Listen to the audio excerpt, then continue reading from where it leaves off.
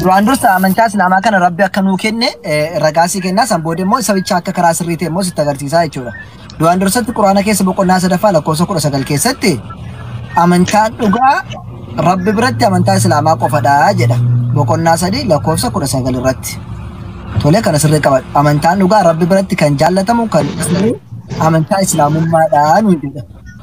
Tokko amantaa islaamaatiin adda namni amantaa biraa hordofu immoo sirrii miti karaa qajeelaa irra hin jiru inni warra honga'e irraatii nu jedha rabbiin boqonnaa 3 lakkoofsa 81 irratti maal jedha waman yabtaghi ghayra al-islaami diinan falan yuqbala minhu wa huwa fil aakhirati min al-khaasiriin jedha namni amantaan islaamaadha alatti amantaa biraa ka barbaadu taate jedha rabbiin subhaanahu wa ta'ala amantaa islaamaa ala amantaa biraa kan barbaadu inni guyyaa qiyaamaa yookiin tinsaa'ilatti warra honga'e irraatii jedha warra milkoofne irraatii jechuudha milkoofu jechuudha eenyu jedhe isa kan rabbitu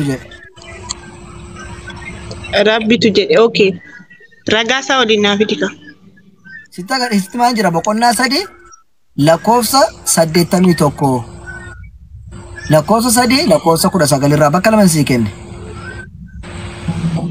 lakkoofsa meeqatte lakkoofsa 81 boqonnaa 3 lakkoofsa 85 afwan macaafa qulqulluu keenya moo Lakki quraana macaafa qulqulluu keessa maal gocha amantaa islaamaa maal jira?